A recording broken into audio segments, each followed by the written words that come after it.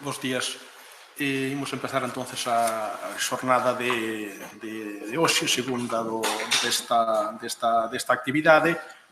Vai a impartir unha conferencia sobre a fronteira entre a fronteira portuguesa con Portugal, a fronteira dos Filipes, non? O profesor Fernando Bouza, catedrático de Historia Moderna na Universidade Complutense. Felizmente ten colaborado xa en bastantes máis ocasións co Consello da Cultura. Recordo unha das últimas veces que o que foi na exposición Galicia 100, no que el formou parte da comisión asesora, tamén participou na redacción de algúns textos. En todo caso, o currículum do profesor Fernando Bouza é amplísimo e moi brillante. En Historia da Cultura e Historia da Política,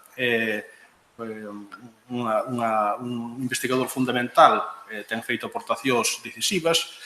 A prova está en que participou como docente convidado en universidades de Europa e de Estados Unidos, en outras institucións tan prestixiosas como o Colegio de Francia, en donde hai uns anos, invitado por Roger Chartier, impartía un ciclo de conferencias que logo deu orixe a un libro. Muitos vou mencionar as publicacións que ten, algunhas relacionadas con Galicia, un dos fondos que consultou con moita frecuencia o do Conde de Gondomar, que foi fundamental para publicar un libro conocido titulado Corre Manuscrito. Pero, bueno, non vou estenderme en comentar a súa publicística, porque entonces non acabaría. En todo caso, quero dicir que unha das súas primeiras investigacións foi sobre o Portugal dos Filipes, a incorporación de Portugal á monarquía hispana. Foi a súa tesi doutoral, lida lá pola década de 1986, e iso despois é unha obra fundamental, e despois iso deu orixe moito máis tarde a un libro publicado en portugués, que é unha peza moi interesante, fundamental para a historiografía da época, pola visión que dá da incorporación, da fronteira, e, en xeral, da visión de Portugal e de entón. Así que, sin máis, dou a palabra para que fale desta cuestión, que é un tema, digo, que foi o tema da súa tesi doutoral, sobre o que seguiu traballando en anos seguintes. Gracias. Muchas gracias. Mis primeras palabras son de agradecimiento a los asistentes y a los organizadores por haberme invitado a participar en esta reunión en la que he aprendido tanto ayer, y quería confesarles que tengo un poco de temor, un poco de miedo. Esto es algo que los conferenciantes no suelen decir, pero yo tengo que declararlo en primer lugar. Tengo un poco de temor porque, digamos, hablar para un público con una mirada sobre el propio territorio, de arqueólogos, de técnicos que se ocupan del espacio, de la materialidad del espacio, de los restos, viniendo únicamente del mundo del archivo y de las fuentes escritas, me provoca cierto temor. Confío en que mis observaciones les sean de algún interés y ruego su benevolencia. El título de esta presentación es La frontera de los Felipes, política, memorias y territorios. Pero mientras la preparaba, pensé que quizá hubiera debido tener un título diferente y me hubiera gustado llamarle La frontera de los Felipes, afines y confines. Utilizar el término de la época, que es el término confín, y ponerlo en relación con la idea de afinidad, jugando con estas dos palabras. Confines, más que frontera, es una palabra que suelo encontrar en la documentación que se ocupa de lo que hoy y más tarde llamaremos fronteras. Sin duda son límites, pero al mismo tiempo la idea de confín evoca la idea de lazos de vecindad entre territorios y me gustaría de alguna forma hacerme eco de esta idea de frontera que separa y que une, como separan y unen los confines que al fin de cuentas son casi siempre afines. Y también tendría que presentarles la idea de que para la alta edad moderna, los siglos XVI, XVII y yo creo que también para la baja a lo largo del siglo XVIII, todas las fronteras son confines, pero no todos los confines son fronteras. Y ahí creo que hay un tema de discusión a la luz de lo que pudimos ver ayer. El campo cronológico y espacial por el que me voy a interesar es el Portugal de los Felipes, con una cronología muy determinada entre 1580 y 1640, que en ocasiones se hace más amplia para hablar del periodo que va de 1578, la muerte de don Sebastián de Portugal en África, la batalla de Alcázar-Quibir y la apertura de un proceso sucesorio con bastantes problemas y facetas distintas y que concluiría en 1668 cuando la monarquía hispánica, la monarquía católica ya de Carlos II, reconoce la sucesión portuguesa de 1668 a través del Tratado de Lisboa, del que se cumplen este año 350 años de su formalización. El periodo del Portugal de los Felipes es un periodo con una memoria muy compleja, que tiene que ver en el fondo con el sistema por el que Portugal se agregó, se incorporó en la llamada monarquía dual y al mismo tiempo el modo a través del cual Portugal se separó de esta monarquía. Un texto del siglo XVII hablaba del periodo como un tiempo de Portugal unido y separado a la vez, el texto de Pedro de Valenzuela, y realmente hay ahí este sistema muy paradójico de unión y al mismo tiempo separación que me parece interesante desde el punto de vista de nuestros intereses sobre los confines y las fronteras.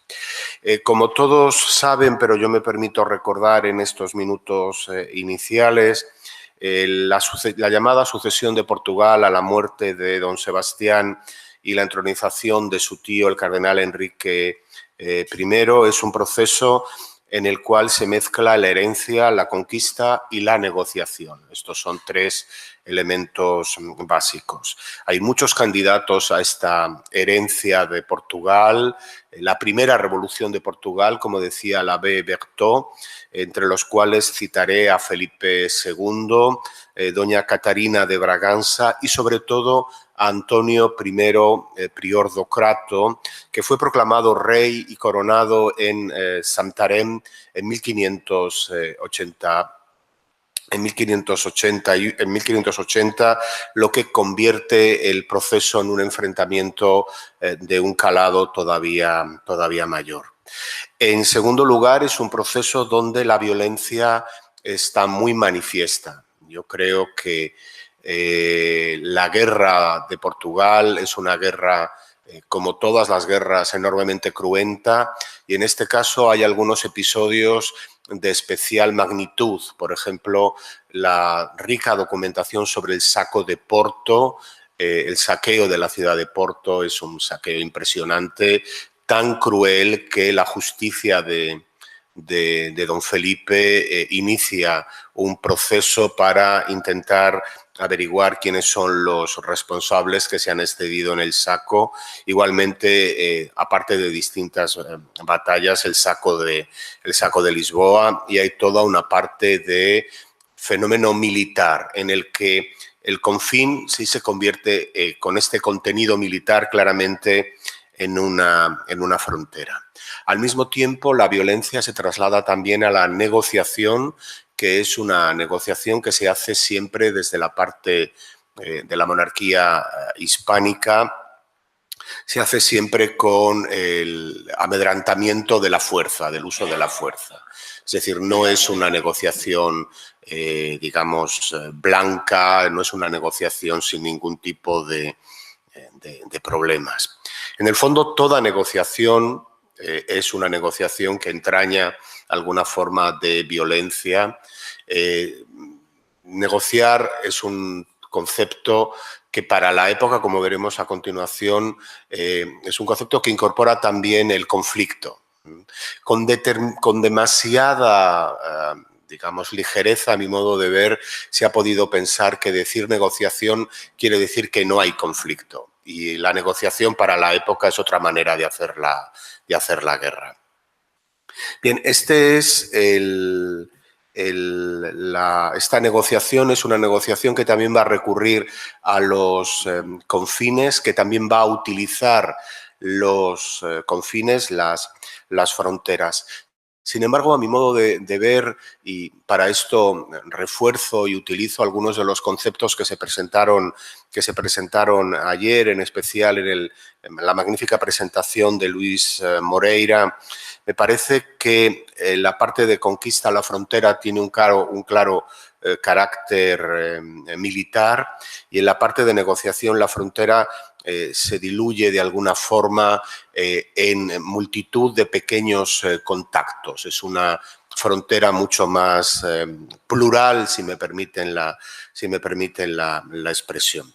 En cualquier caso, 1580, 1640, 68 es un buen momento para preguntarse qué era una frontera y cómo se activaba en un tiempo histórico en el que no estaban, como pudimos ver ayer, perfectamente delimitados los términos entre lo que llamamos Portugal y llamamos España. Los tratados de límites, como se vieron ayer, son unos tratados que no se culminan hasta el siglo XIX, posiblemente porque no se produce un cambio en la matriz política de las sociedades de la península hacia el Estado hasta ese momento.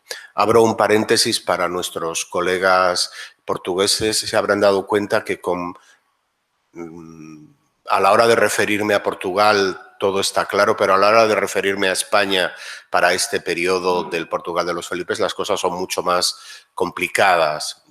Nosotros hemos aprendido a no utilizar la palabra España para el momento. Utilizamos monarquía hispánica, monarquía católica, Castilla, etcétera, etcétera, como una monarquía compuesta, que es lo que realmente era, y solemos tender a utilizar con quizá excesivo cuidado la palabra España. Fin del reconocimiento. Bien, otra cosa que me interesaría presentar es qué significa vivir en la frontera. Porque yo creo que es uno de los problemas más interesantes, una de las cuestiones más interesantes. Sin duda, vivir en la frontera es una situación de peligro, no hay que dudarlo. Pero también es una situación que provoca una serie de oportunidades, que provoca oportunidades para las vidas personales, pero también para los territorios. Pondré un par de ejemplos de esto. Cuando durante la Guerra de Restauración, en el último periodo de esta Guerra de Restauración, después de la firma del Tratado de los Pirineos, se produce una revitalización de la guerra en Portugal, una vez terminada el conflicto con Francia, la frontera gallega vuelve a activarse en unos términos militares que antes no habían sido tan importantes, con una guerra que había sido una guerra diferente, una guerra de escaramuzas, una pequeña guerra local, destructivamente local. Y esto sin duda supone una serie de oportunidades para los linajes de la frontera, para las personas que viven en la frontera. Yendo a nuestro periodo, al periodo inicial del Portugal de los Felipes, 1578 supone una oportunidad para algunas de las familias de señorío en la frontera, por ejemplo, del Miño. Es el momento de la ascensión del linaje de los Sotomayor. García Sarmiento de Sotomayor, vinculado a la Casa de Salvaterra y que más adelante va a convertirse en un título condal, se convierte en una persona que como informador de Felipe II, informador de García de Toledo y de otros personajes, de alguna manera, si me permiten la expresión, gracias a estar en la frontera y gracias a la oportunidad de la guerra, cartografía su lugar en el escenario de la monarquía. Lo mismo podríamos imaginar, por ejemplo, para don Diego Sarmiento de Acuña, el futuro conde de Gondomar.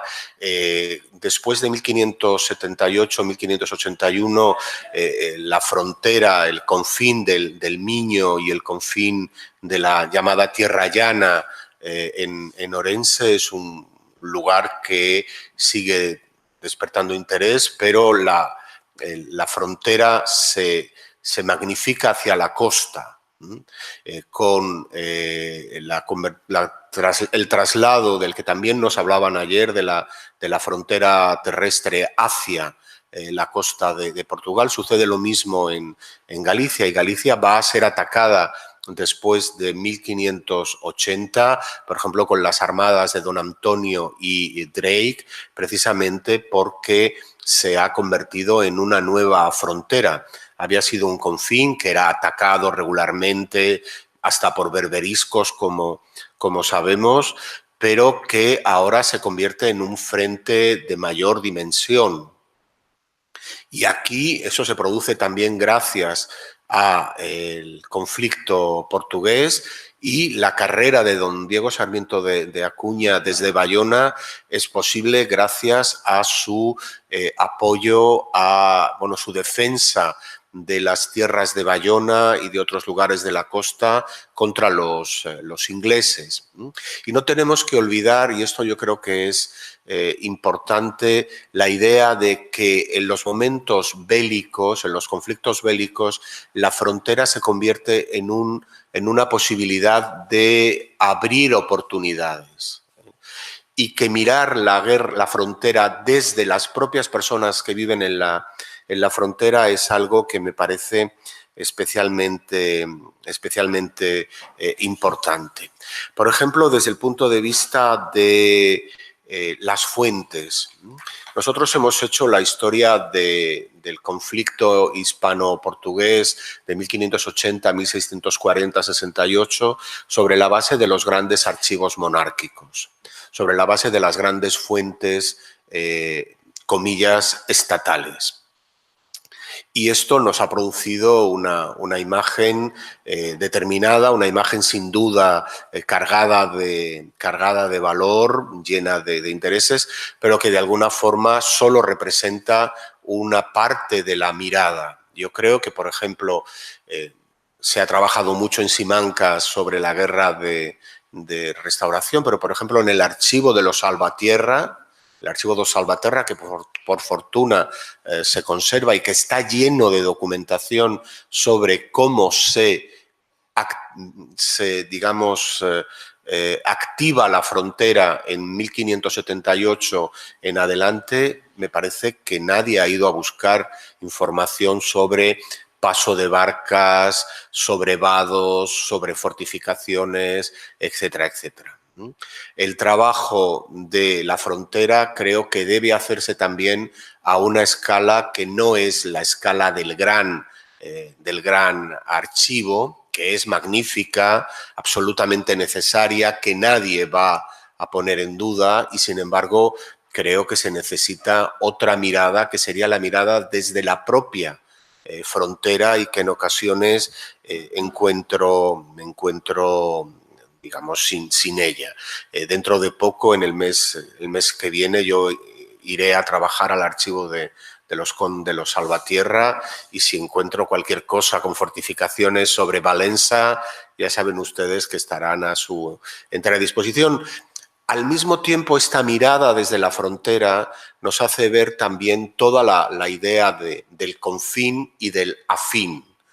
Es decir, por ejemplo, esto ya lo he visto, la documentación de las barcas de los Sotomayor en Salvaterra, es una información absolutamente rica sobre el movimiento de trabajadores, mercancías, personas, con una frontera que no es la frontera del mapa, es una frontera completamente distinta porque la perspectiva, la escala de la frontera también lo es.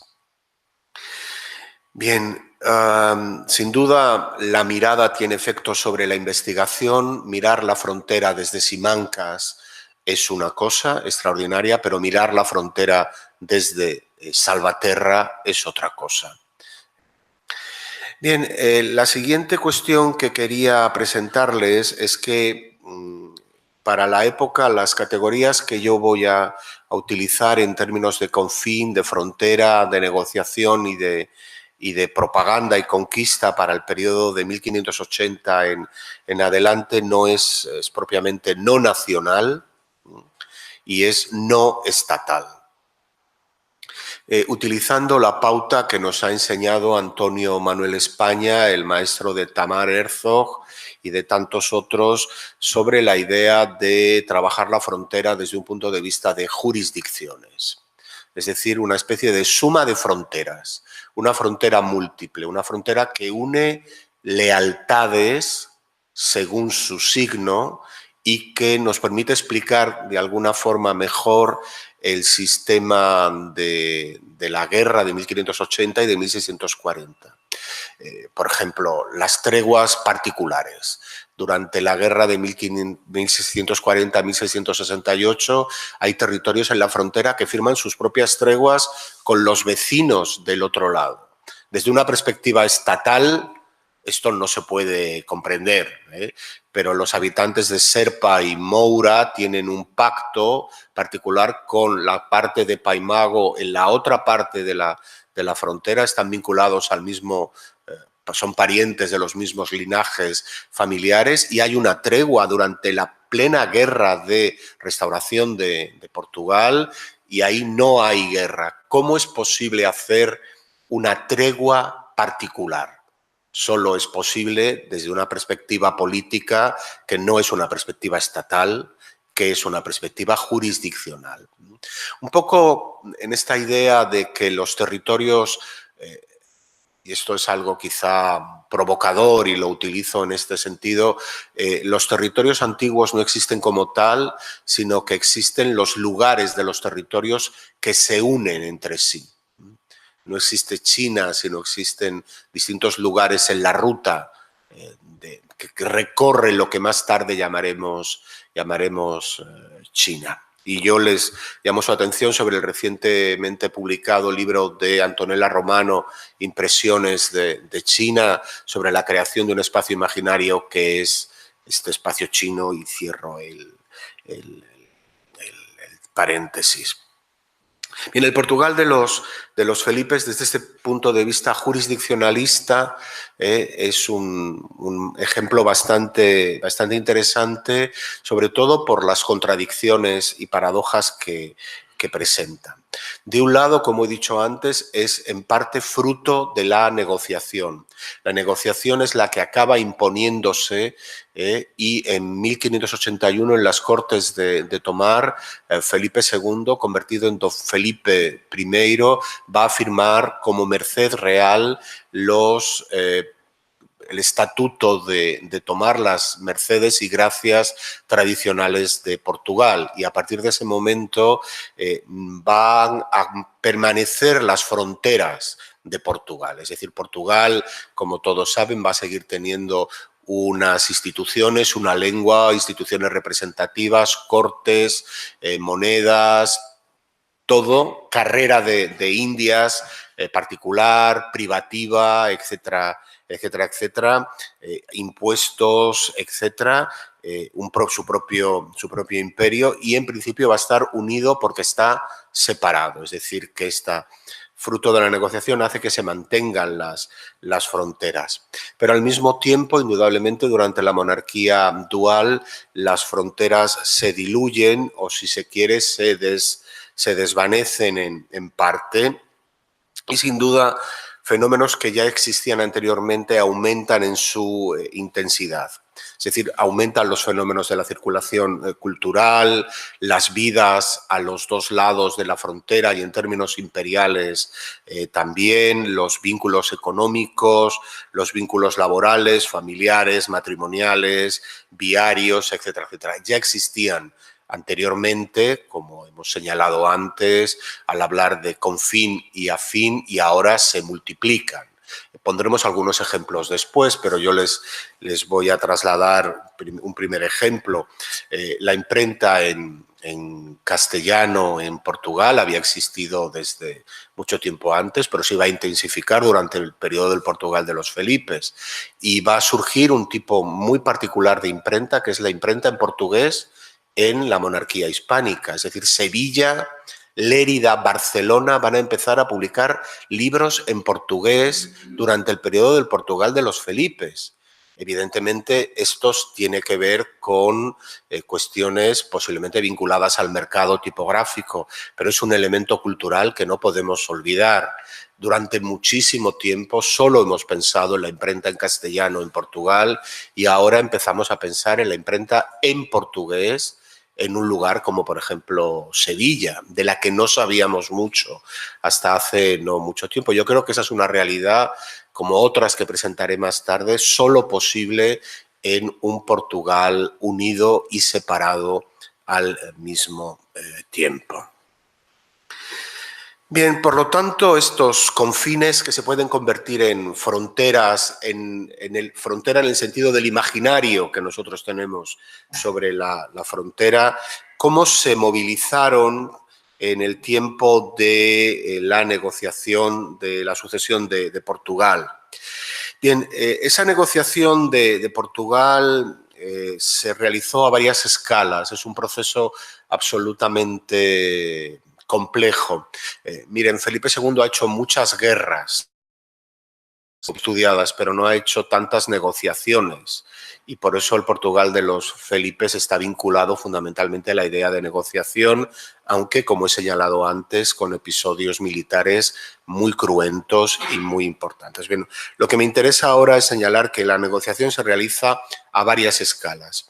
A escalas que comprendemos completamente hoy en día porque tienen que ver con nuestro modelo de imaginar la vida política entre dos reinos y otros modelos que son ligeramente distintos. En primer lugar, hay unas embajadas ante don Enrique I.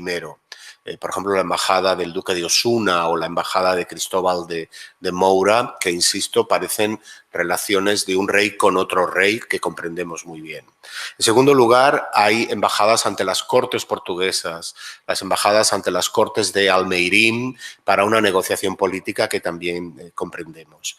Lo que nos resulta más complicado comprender y donde realmente la frontera se activa, se moviliza de una manera nueva, son las negociaciones de particulares. Felipe II va a enviar información y a conceder poderes a todos los señores e instancias de despacho y gobierno de la frontera para que inicien negociaciones con los afines del otro lado del confín, del otro lado de la frontera. Señores, cámaras municipales, diócesis, familias, etcétera, etcétera.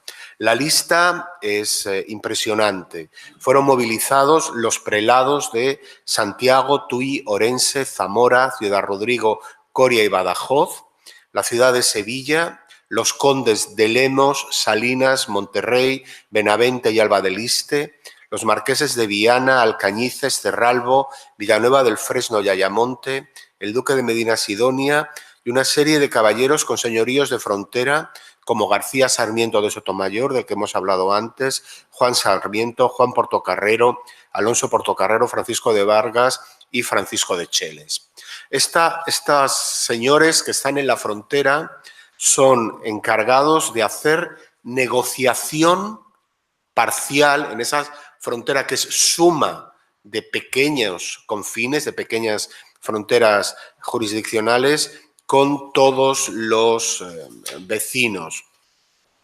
Esta movilización de las jurisdicciones va a ser extraordinariamente eficaz desde el punto de vista propagandístico y va a ser enormemente significativa desde el punto de vista de qué se entendía por una frontera y, en el fondo, qué se entendía por Portugal. Por ejemplo, nos refleja que los límites con muy poca nitidez de las fronteras, por ejemplo, después de revisar toda esta documentación enviada a Felipe II, queda claro que las fronteras eclesiásticas no coinciden con las fronteras de tipo, comillas, político. Es decir, a lo largo de la frontera hay territorios en Portugal que son territorios de pastoral en parte castellana. Lo mismo sucede con las familias que se encuentran a caballo de los dos lados de la frontera. Insisto también en que tienen este carácter revelador de la frontera, que es jurisdiccional, que no es estatal, y que en el fondo se trata de lealtades sucesivas en un espacio que presenta una relación de continuum y que puede inclinarse de un lado a otro. Es una soberanía de lealtades, no es una soberanía plenamente estatal. Y eso lo podemos ver en la forma en la que se produce el reconocimiento de Felipe II como rey, don Felipe I de Portugal. Tenemos los gobernadores de Portugal, la famosa sentencia, con todas las dificultades que tiene, la sentencia de Castromarín, que tiene que ver con la monarquía, Enrique I y los gobernadores que nombra, la aclamación en las Cortes de Tomar de 1581, el día de San Fructuoso de Braga. A partir de ese momento, Felipe II pide todo tipo de cosas a San Fructuoso, es una cuestión que me parece especialmente interesante. Y luego la forma más reveladora para mí en este contexto es a través de pleitos homenaje. Pleitos homenajes de ciudades y de territorios de la frontera que, con título particular jurisdiccional, fuera de las Cortes y fuera de la declaración de Castromarín, firman su reconocimiento de la nueva soberanía, de la nueva lealtad, que es la lealtad de don Felipe I, a través de señores de frontera, cámaras municipales de frontera, que han hecho una negociación particular. Se conserva, por fortuna, toda esta documentación y uno realmente ve una política desde abajo en la frontera. Lugares de la frontera que han pedido para reconocer a Felipe II un boticario, por ejemplo. Que terminen los privilegios de los señores que hostigan a los campesinos. Y un caso en la frontera, digamos, en la frontera entre el Duero y el Guadiana, en el que piden que se marchen los genoveses. Se cumple todo esto y reconocen a Felipe como rey de... Hablo de Felipe como si lo viera cada día, me van a perdonar. Don Felipe I lo reconocen como rey. ¿Qué tipo de organización política estamos hablando? Porque estas ciudades, estos lugares, estos señores, evidentemente reconocen la legitimidad de don Felipe, no hay duda de que no son traidores ni nada por el estilo, pero lo interesante para mí es que la frontera funciona como pequeñas fronteras. Y este punto de vista, esta escala, me parece absolutamente interesantes. Fueron encargados de la propaganda y de la negociación particular con sus vecinos. Por ejemplo, el obispo de Coria llevó adelante todo un sistema a través de los canónigos para ponerse en relación al otro lado de la frontera política con las otras tierras de Portugal y hace una serie de descripciones absolutamente increíbles. Los pájaros cruzan el río que nos separa, las personas son como... Imaginan un poco esta idea de no hay una frontera natural, tampoco hay una frontera en la fe, no hay una frontera en la lealtad, porque Felipe II es el legítimo rey, y se convierten efectivamente en propagandistas parciales, sumando la frontera, y ahí la negociación, como la guerra, es la que activa la frontera, la que hace ver que existe la frontera. Lo mismo podemos decir por parte de la monarquía, de la propaganda de la monarquía. Felipe II, convertido ya para él en Felipe I, se traslada a Badajoz, sobre la misma frontera, y lleva con él una imprenta, la imprenta de Alonso Gómez, que es el suministrador de papel para los consejos en la corte en Madrid. Instala una imprenta en la frontera y se publican pequeños textos, octavillas le llaman, pequeños panfletos. Cada noche se cruza la frontera y en las plazas públicas de los lugares de Alentejo se lanzan las proclamas a favor de don Felipe, con algunos errores. Una de las erratas más divertidas para mí de la historia de la imprenta la provocan estos impresores que son castellanos, que no saben portugués y que estampan con este objetivo de hacer propaganda un gran diploma de Felipe I como rey de Portugal, que es don Felipe I, rey tal de Portugal, por raza de Deus. En vez de por gracia de Deus, por gracia de Dios, por raza de Dios, que para Felipe II no es mal ejemplo, ¿no? En cualquier caso, la frontera existe también porque se está haciendo negociación, propaganda, y no solo guerra, que por supuesto existe, como vamos a ver a continuación. Bueno, pues este Felipe I, por raza de Deus, rey de Portugal, va a tener una serie de informaciones muy directas sobre la frontera y se genera, un poco siguiendo la historiografía de Antonella Romano, que me ha marcado tanto, se genera un saber del confín, un saber de la frontera.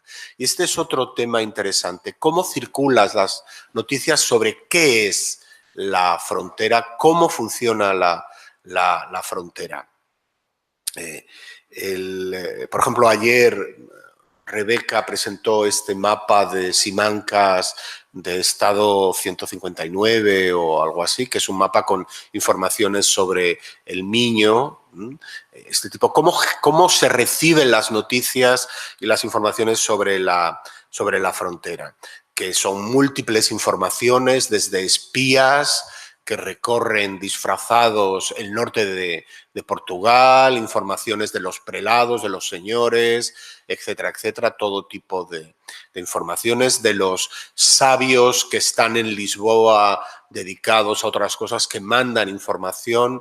Es una especie de botín. La información se convierte en un botín, en una especie de dominio que hay que tener para tomar las mejores decisiones. Y en ese sentido me gustaría presentarles un documento que creo que es importante, que es el documento sobre los confines de Galicia con Portugal, que es este texto que tengo aquí, un texto firmado por Antonio Mauriño de Pazos Figueroa, que había sido canónigo en Tui, y que después de convertirse en obispo de Pati y de Ávila había alcanzado nada menos que la presidencia del Consejo de Castilla. Antonio Mauriño de Pazos le traslada por invitación de Felipe II, con el que dice que ha hablado de Galicia en ocasiones anteriores, le traslada un largo memorial, que es una descripción legua a legua en ocasiones de las fronteras, de los confines de Galicia y de Portugal. Antonio Mauriño de Pazos es un personaje interesante, muy interesante, por ejemplo, cuando describe las ceremonias de la Catedral de Santiago, con una descripción extraordinaria en otro momento, no en este momento, de Portugal. La ceremonia del ángel, los cantos, es un personaje mayor desde el punto de vista de las fuentes. Mantiene siempre cierto tono galaico cuando le escribe a Felipe II, digamos que intenta corregirse de su lengua imaginamos lengua nativa, y por ejemplo escribe, en vez de en contra de ella, frente a Valença se encuentra Tui, dice encuentra de ella, hace esa diptongación posiblemente como una hipercorrección de este caballero clérigo de Pontevedra en la corte de Madrid. Es un texto en el que él dice que es un religioso que se ha metido a militar, que abandona los rezos por las armas y, en el fondo, es un documento pensado para organizar la defensa, o mejor dicho, el ataque hacia Portugal, donde claramente el confín en un registro militar. Bueno, y esto es una cuestión también muy sorprendente de las fuentes hispánicas para el Portugal dos Felipes en tiempos de Felipe II, y es que nosotros, la historiografía suele ver Portugal como una oportunidad para nuevas guerras agresivas. Es decir, un Portugal y un giro al norte, etcétera, etcétera.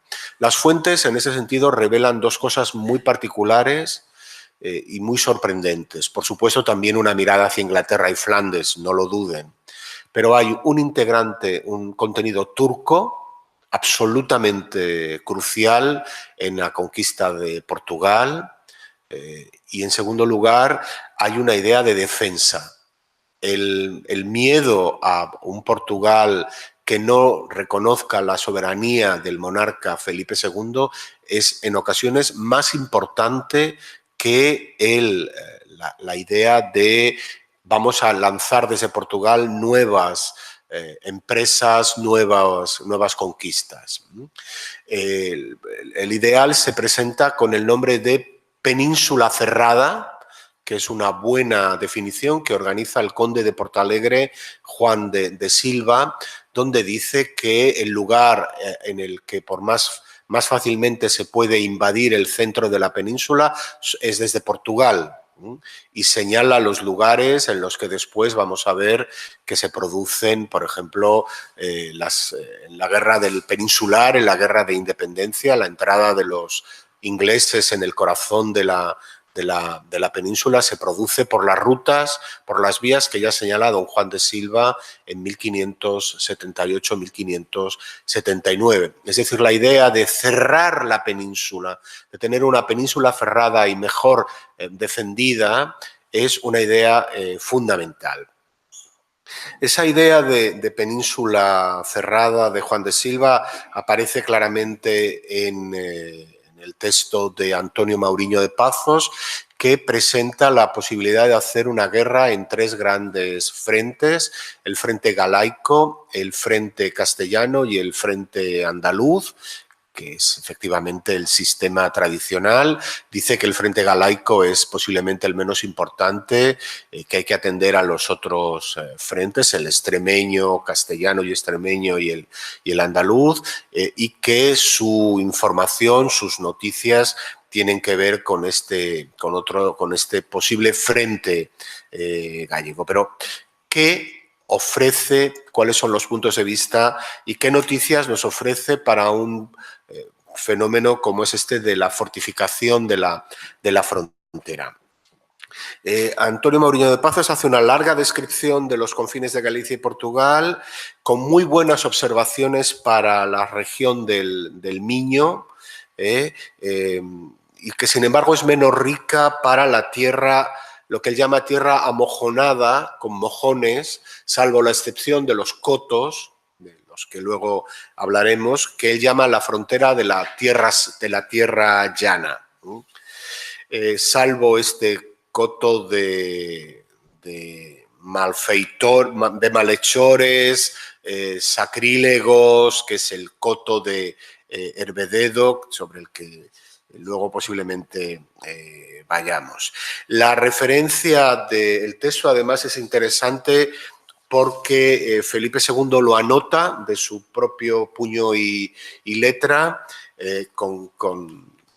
digamos, Felipe II escribía bien francés, pero vamos a ver que no escribe muy bien portugués. Por ejemplo, cuando se ocupa de Vilanova de Cerveira, escribe Villanueva de Cedeira, que es bastante lejos del norte de Portugal. Bien, las descripciones empezarían con esta idea. El Reino de Galicia y Portugal, por una parte, se dividen con un río grande y caudaloso, el mayor de Galicia, que se dice el Miño. Y por otra parte, no hay río que pase, sino todo es tierra llana, amojonados los términos que están bien conocidos. La descripción que se va haciendo y en la que ahora me detendré es una descripción clásica, localizando distintos puntos en la frontera y analizando la situación de las defensas en cada uno de los dos lugares. Así coloca, por ejemplo, el binomio Camiña-Guarda, Vilanova de Cerveira y del otro lado Goián-Tebra, con unas descripciones que voy a poner un ejemplo para que vean cuál es la densidad del documento. 2 leguas río arriba de la villa de Camiña, de la banda de Portugal, está otra muy pequeña, se dice Villanueva de Cerveira, es cercada como Camiña y del mismo señorío. Y allá cerca tiene un caballero particular, una casa y jardines que ellos llaman quintás, que tiene apariencia fuerte. No sé cuánta lo es porque no estuve dentro de ella.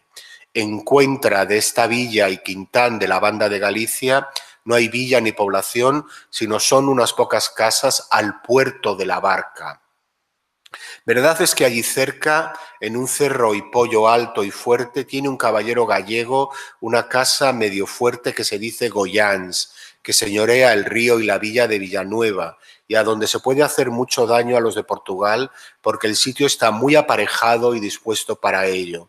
Y un poco la tierra adentro, como media lengua del río en Galicia, está la fortaleza y casa que dicen de Tebra, de que fue señor un caballero que se dijo Alonso Suárez de Deza, el cual casó con una señora portuguesa que se dice doña Joana de Sousa, hermana deuda del caballero señor de aquella casa y quintán que dice estaba junto a Vilanova de Cerveira, y a mi juicio, habiéndose de venir a las manos, convendrá que esta fortaleza se quite del poder de esta señora que la tiene porque el marido murió sin hijos, etcétera, etcétera.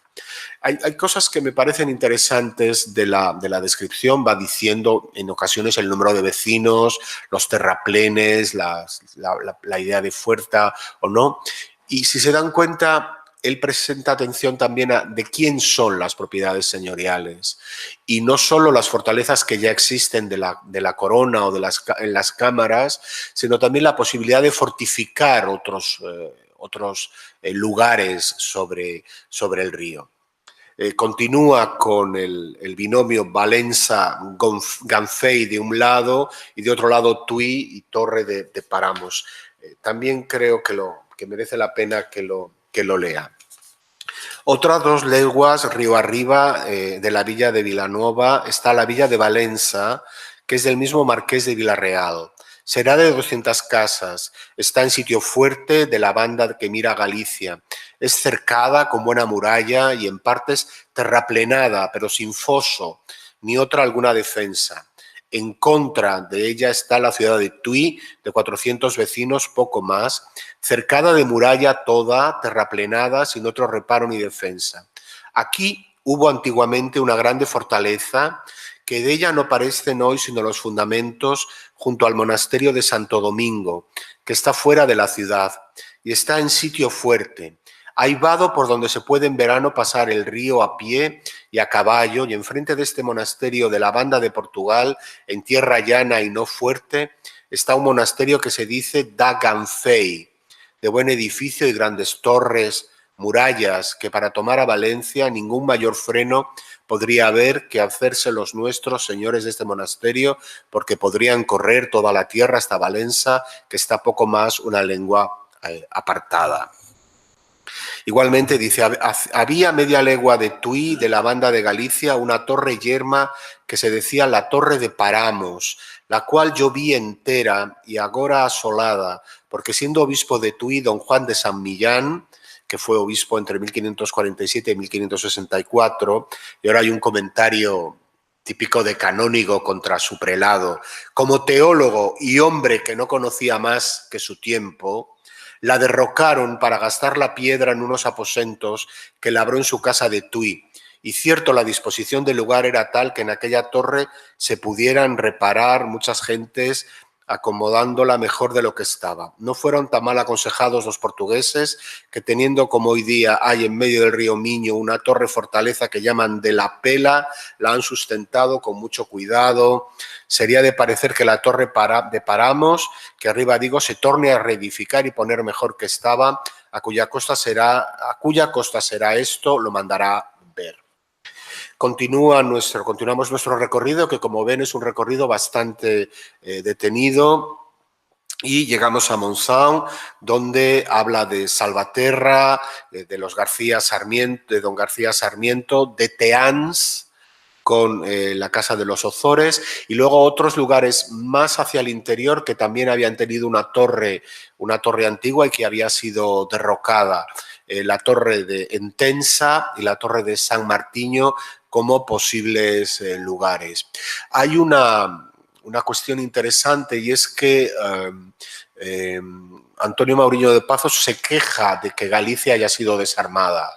Dice, los que han gobernado a Galicia la han desarmado y han derrocado todas esas fortalezas, cosa completamente contraria a la que dice el que por entonces era obispo de Tui, el de Diego de Torquemada, que afirma que lo mismo que se ha hecho en Galicia, derrocar las fortalezas, etcétera, etcétera, hay que hacer en Portugal, cosa que, como saben, no se hizo. Las fortalezas portuguesas no fueron arruinadas durante el periodo del Portugal de los Felipes.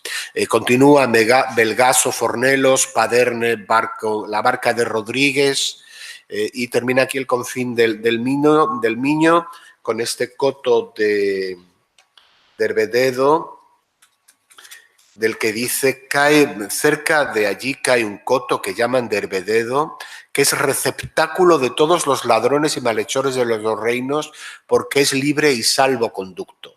Es decir, es este tipo de sistemas de coto mixto donde realmente no entran las justicias, reales de ninguno de los lugares, en principio, que a él le escandalizan y pide que se reparen. Luego continúa, y por no hacerlo más largo, Sande y Celanova, Monterrey, Chávez y Braganza, con una bonita referencia a Vilanova dos Infantes. En términos generales, después de la descripción pormenorizada, con observaciones que me parecen interesantes sobre lo que había y no había en 1578-1579, Antonio Mauriño hace una serie de observaciones que tienen que ver con la relación entre gallegos y portugueses, a los que, con perdón, él llama ratiños, que es una palabra habitual en la época. Estos son los límites y confines de Galicia con Portugal, y todos tan flacos que ninguno tiene resistencia, poniéndose los enemigos sobre él, en especial llevando artillería, de que en ambas partes hay grandísima falta, porque ninguna la tiene. La gente de un reino y otro son poco ejercitados en la guerra, porque nunca la han visto los que hoy viven. Y los gallegos tenemos por muy más flaca a la portuguesa, que nos son vecinos en lo que dicen entre Doiro y Miño, donde desde Tui al puerto de Portugal, que son 18 leguas, a los cuales, por burlarlos, les llamamos ratiños. Y es gente pobrísima que de solo millo se mantienen y vienen a hacer las labores a Galicia, como de viñas, como de otras granjerías, y creo yo que como viesen entrar gente de guerra en sus confines, se desanimarían tanto que en ellos no habría resistencia.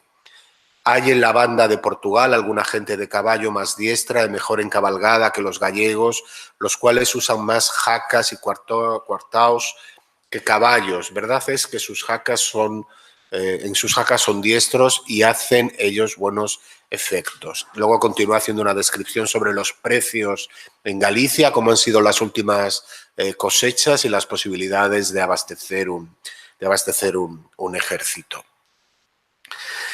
Bien, volviendo a esta idea, por lo tanto, la frontera que nos presenta desde un punto de vista militar para una guerra como un confín para una guerra, un confín de frontera militar, Antonio Mauriño de Pazos, al mismo tiempo nos está contando una relación que es una relación de afinidad, de vecindad. Los portugueses vienen vienen a trabajar, vienen con granjerías, etcétera, etcétera, que creo que es bastante interesante. Y luego, para concluir, él hace una serie de referencias a las oportunidades que yo decía antes y presenta la frontera como un lugar para el engrandecimiento de los caballeros de Galicia y de los gallegos, con una serie de observaciones interesantes. La gente gallega quiere ser mandada por gente noble de su nación, que los conozca y sepa tratar, y así convendrá que capitanes gallegos hagan allí la gente y demás de Pedro Bermúdez de Santiso, conozco yo al capitán, etcétera, etcétera, etcétera.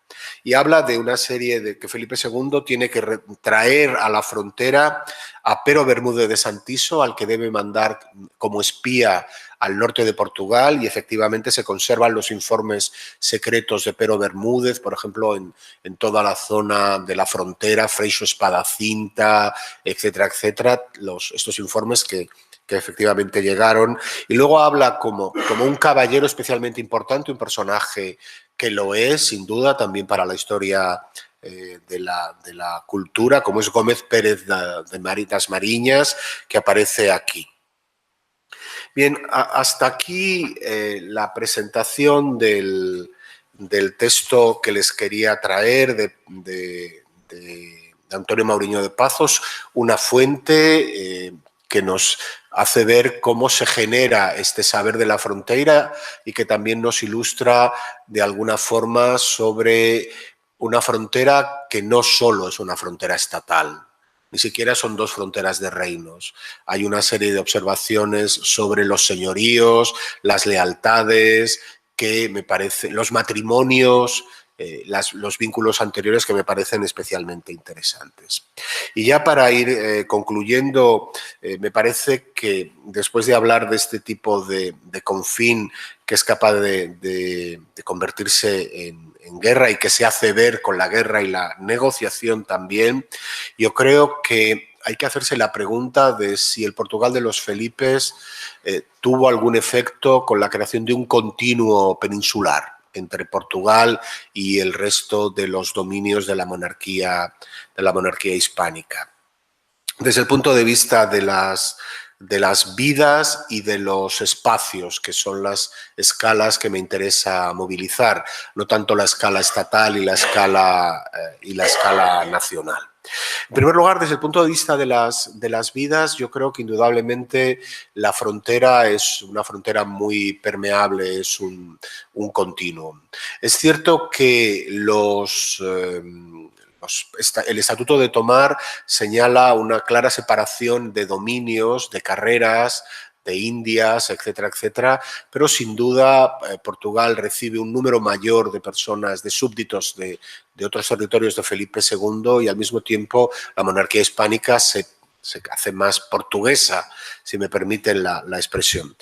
Por ejemplo, un Francisco Domínguez, que es un portugués de Viana, que acompañó a Francisco Hernández en la empresa Novohispana y que en 1594, siendo portugués de Viana, solicita la merced de cronista y cronógrafo y cosmógrafo de toda la Nueva España, Filipinas y de la Gran China y del Perú y de todas las demás tierras de la India. Es decir, Francisco Domínguez se ha trasladado a México y en México se presenta quiere convertirse nada menos que en cosmógrafo prácticamente global, cosmógrafo de Nueva España, Filipinas, la Gran China y Perú. Este tipo de vidas sobre las fronteras, ignorando las fronteras con un continuum cultural, me parece interesante. Igual creo que es interesante, aunque tendré que ir mucho más rápidamente, la creación de espacios sobre la frontera o sin frontera. No fronterizos. En primer lugar, espacios económicos que ya existían. En todos los casos ya existían este tipo de posibilidades. Lo interesante es que se dinamizan y se intensifican en el tiempo del Portugal de los Felipes. Por ejemplo, el eje económico entre Sevilla y Lisboa, que se refuerza en el periodo del Portugal de los Felipes, o surgen nuevas triangulaciones económicas. Por ejemplo, la idea de los habitantes de Buenos Aires durante el Portugal de los Felipes de negociar directamente con Río de Janeiro y con Angola para hacer un comercio triangular en el Atlántico Sur, cosa que evidentemente me parece que solo es posible en este momento del Portugal de los Felipes. También se crean espacios mercantiles que son muy importantes, los espacios del público lector, a través del fenómeno que antes les señalaba de imprentas alófonas, imprenta en portugués, imprenta en castellano en cada uno de los territorios, que tienen dimensiones muy distintas, pero que son interesantes. Y una propuesta, por ejemplo, de 1620, por la cual para publicar un libro solo había que pedir un privilegio para toda la península. El sistema de petición de impresos para publicar es un sistema jurisdiccionalizado. Una cosa en Portugal, una cosa en Castilla, una cosa en Aragón. Es decir, la frontera con Aragón es una frontera similar a la portuguesa, no lo olviden. Y en este sistema se propone hacia 1620 que haya una única petición, es decir, que imprimir un libro en Portugal sirva para poder difundir ese libro en Castilla y en la Corona de Aragón automáticamente con un registro, simplemente sin la necesidad de tener que pedir otro privilegio. Igualmente me parece que dentro de estas comunidades imaginadas como la del público, la comunidad de los autores, la comunidad de la República de las Letras, es una comunidad que también se incrementa. Eugenio Asensio nos habló de Camões coronado como el mejor poeta de España en Madrid durante el periodo largo de los Portugal de los Felipes. Gabriel Lobo Lasso de la Vega, que publica la biblioteca de autores, que escribe la primera biblioteca de autores que han llevado sus libros a la imprenta, incluye a todos los autores portugueses al lado de los autores castellanos, vascos, en castellano, en vasco, en catalán, etcétera, etcétera, con toda naturalidad. Y por último, y me permitirán que yo utilice ahora un concepto actualista, el origen de las euroregiones, desde el punto de vista no tanto de las identidades, que es palabra que no utilizo casi nunca porque está cargada como una bomba, sobre eso también podemos discutir. Dentro de estos espacios imaginados, la idea de una Lusitania sobre los dos reinos, por ejemplo, la idea de don Duarte de Braganza, que vive en Évora y que luego vive en Oropesa y crea una corte poética, que es una corte poética en la que, por ejemplo, se traduce a las peregrinaciones de Méndez Pinto al castellano, que ellos mismos se presentan como herederos de la antigua Lusitania, de esa antigua Extremadura portuguesa y una Extremadura castellana hasta casi la zona de Gredos en el interior, o también la posibilidad de imaginar una recuperación de la antigua Galaecia, de la antigua Galicia, uniendo Galicia y entre Douro e Miño. Este concepto anticuario que nos lleva, por ejemplo, a João Salgado de Araújo, que en tiempos de los Felipes escribe una primera historia de Galicia en este sentido, recuperando un imaginario anticuario que no es un imaginario ibérico. A los portugueses y a los españoles del siglo XVI y XVII no utilizaban la palabra ibérico en el sentido que nosotros utilizamos, salvo excepción, y que permitiría recuperar el antiguo concepto de Galaecia, de este territorio, por Salgado de Araújo, que luego, como todos saben, se coloca al lado de Juan IV en la Guerra de Restauración sin ningún problema, por supuesto. Con cuestiones interesantes también desde el punto de vista institucional. Por ejemplo, recientemente he podido encontrar la petición de Pontevedra para poder crear una misericordia con el modelo portugués. señalando que las virtudes de este modelo de misericordias portuguesas en pleno periodo del Portugal de los Felipes y lo interesante que sería que pudieran imitar ese modelo en Galicia. En concreto era la villa de Pontevedra, sobre la que no he podido, cuestión de la que no he podido averiguar más cosas por ahora. Bien, todo este sistema de Portugal unido y separado, como saben, va a funcionar hasta 1639, que es una fecha capital donde se funda un nuevo Portugal dos Felipes. Es el Portugal de Olivares, que es completamente distinto. En 1639 se ejecuta la supresión del Consello de Portugal en la Corte y pasamos a una junta donde ya no es una junta particularista, sino que es una junta donde entran todos los miembros de las distintas naciones de la monarquía. Ese periodo de guerra nos va a llevar a conflictos muy distintos. De nuevo la frontera se vivifica, las fortalezas se reabren, primero de una forma, digamos, menos con una guerra en escaramuzas en muchos lugares, luego con una guerra mucho más formal. Y querría recordar una cuestión que cuenta Matías de Noboa, que era muy malicioso contra el conde duque de Olivares, pero que es bastante interesante.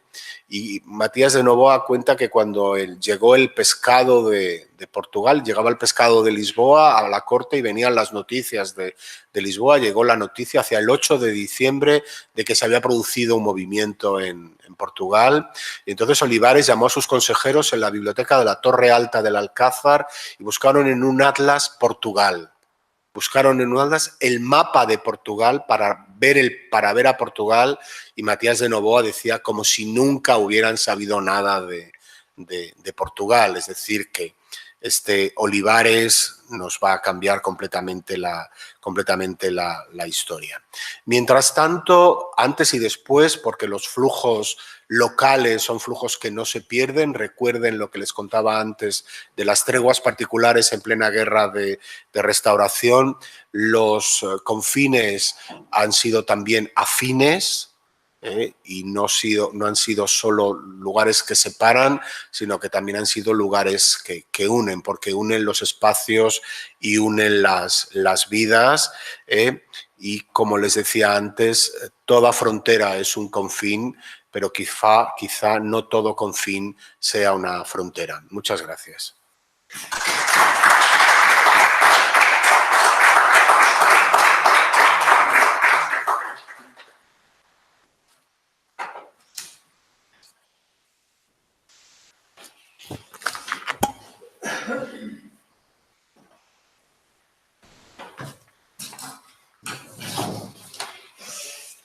Damos las gracias a Fernando Bouza por esta interesantísima exposición na que ofreceu unha visión moi matizada, non? Máis que da fronteira dos confins, non? Vistos desde perspectivas diversas, non só perspectivas a diferente escala, pero especialmente moi interesante a cuestión das escalas locais, non? O que pensan as cámaras, o que pensa a nobleza, o que pensan as comunidades veciñais, etc., como funciona neste aspecto, pois, de modo moi flexible, como funciona neste aspecto moi flexible, as relacións entre veciños ou confinantes, non? Agora hai 5 minutos para preguntas que lle rogo que sean moi breves, aunque sean concretas.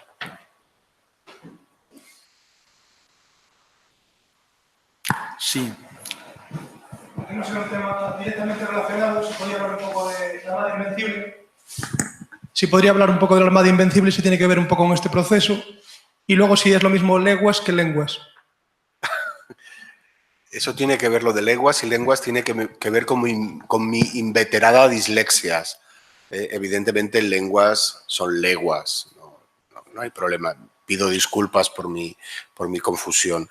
En cuanto a la Armada Invencible, si me pregunta por la relación con Portugal, es evidente que tiene una estrecha relación. El dominio de Portugal, aunque en primer lugar tenga un carácter de naturaleza defensivo, como insisten una y otra y otra vez. La monarquía de Felipe II es una monarquía en muchas ocasiones temerosa de una revuelta interior, de unas nuevas comunidades, lo repiten una y otra vez. Y en segundo lugar es muy temerosa de un ataque internacional. Si podemos hablar de internacional para esta época, que indudablemente hay que hacerlo con cuidado. Aparte de esta idea defensiva y del problema turco, que tiene que ver también con don Sebastián. Don Sebastián no ha sido ha sido un personaje confesional, pero no ha sido el loco que hemos imaginado. Don Sebastián ha ido al norte de África a buscar trigo para la alimentación de Portugal y ha ido al norte de África a frenar la expansión turca. Después de Lepanto, los turcos se rearman muy rápidamente y a través de alianza llegan hasta el Atlántico. Y llegar hasta el Atlántico los turcos supone reforzar, a través del sistema particular de avance otomano, supone poner en peligro la ruta que llegaba al Cabo de San Vicente. Es decir, es un problema imperial muy, muy fuerte. La cuestión turca, como insisto, está muy presente en el 1580 portugués. También lo está la cuestión flamenca y la cuestión inglesa, y en los documentos entre 1578 y 1581 de por qué Portugal se suele insistir en que permitirá resolver la cuestión de Flandes haciendo una guerra comercial con un embargo de pimienta y haciendo una guerra de invasión a Inglaterra, un desembarco en Inglaterra. Es decir, que desde un principio, desde 1578, hay un horizonte inglés en el dominio de Portugal, sin duda.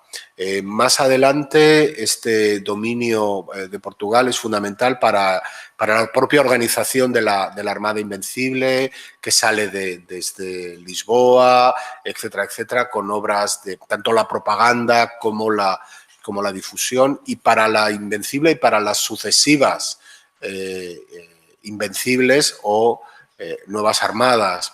Desde el punto de vista cultural y de la imprenta es interesante que el primer texto impreso en inglés en la península tiene que ver con la segunda Invencible, la de el almirante Santa Gadea, y que es un texto impreso en inglés en Lisboa o en Aveiro, no se sabe exactamente en qué taller, que es una justificación de Felipe II como invadiendo Inglaterra.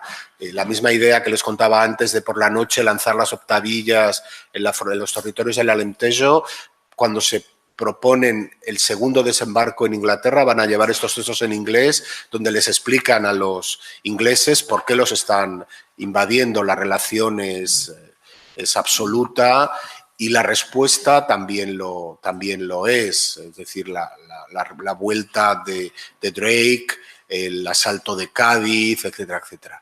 Y esto me permite llamar la atención sobre la importancia de un personaje capital, absolutamente capital, que es don Antonio Prior do Crato, que sirve de alguna forma como justificación de sus aliados franceses, ingleses y holandeses en su política de oposición a la monarquía hispánica.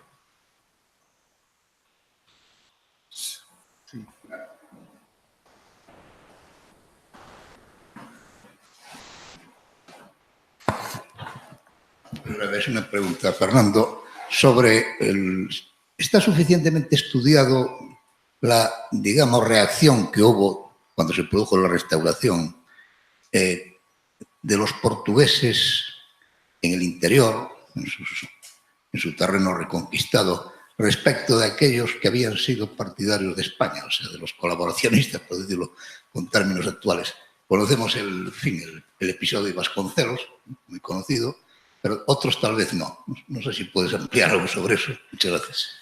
Bueno, la historia de la Guerra de Restauración es enormemente compleja y en los últimos estudios se presenta un primer periodo, un periodo breve, que se empieza a considerar como una guerra civil portuguesa, cosa que es interesante. Es decir, en torno a 1641, un periodo en el que no se sabe claramente qué va a suceder con una conspiración nobiliaria local, de hombres de negocios, los Baeza, etcétera, etcétera. No solo el caso Vasconcelos, etcétera, sino gente de Portugal. En ese sentido, el Portugal de los Felipes había triunfado en una cosa y era en la política de atracción de una parte muy importante de la aristocracia de Portugal hacia la corte, a través de mercedes, nombramientos, etcétera, etcétera. La mayor parte, porcentualmente, de nobles, de titulados en 1640 no está en Portugal, está en el resto de los dominios de la monarquía de Felipe IV en aquel momento. Es muy interesante la observación que había hecho, por ejemplo, Francisco Manuel de Melo sobre que el 1640 había sido un golpe de segundones, había sido un golpe de jóvenes cadetes, de hijos pequeños, cuando habla de la revuelta de los coches y todo esto, y parece ser que en efecto Felipe IV había conseguido, y la monarquía en general había conseguido atraer a una parte muy importante de la aristocracia, que se quedan en Madrid y que se consideran más portugueses que los portugueses que están en Portugal. Sagas enormes de familias como los Liñares, que se convierten en Linares, sagas como los Moura, Castelo Rodrigo, sagas como los Alenquer, Salinas, etcétera, etcétera. Todos estos se quedan en España, vamos a decirlo así, y van a continuar en la política española, con, por ejemplo, una población como Nuevo Linares en Nueva España, es una población que está fundada, que tiene este nombre en honor a un antiguo Liñares que se queda en la monarquía. Ellos mantienen la magnífica iglesia de San Antonio dos Portugueses da Corte, que es la iglesia más hermosa de Madrid, créanme, la más hermosa de Madrid, que es una iglesia portuguesa con pinturas de Santa Iria, Gonzalo de Amarante, San Antonio, todos los santos portugueses, y que luego se convierte en San Antonio de los alemanes. Y en cuanto a las estrategias, son estrategias complicadas porque de nuevo nos encontramos con el papel importantísimo de las familias. Por ejemplo, los Albuquerque han tenido a don Duarte de la parte de Felipe IV y han tenido a don Matías de la parte de Juan IV. Y las familias han dividido sus efectivos, una parte se ha quedado en un lugar, otra parte se ha quedado en otro y han sobrevivido. Quizá lo más interesante sería la idea de considerar que la supuesta conjura del Marqués de Villarreal realmente tiene que ver con un primer periodo de guerra civil en Portugal. Gracias. Bueno, vamos a parar porque íbamos fuera de tiempo, entonces hay que dar paso ao descanso. 15 minutos de descanso, pero en todo caso despois haberá, durante a mesa redonda, pois haberá a oportunidade de intervir. Alguma pregunta que agora quedou pendiente pode plantearse entonces, non?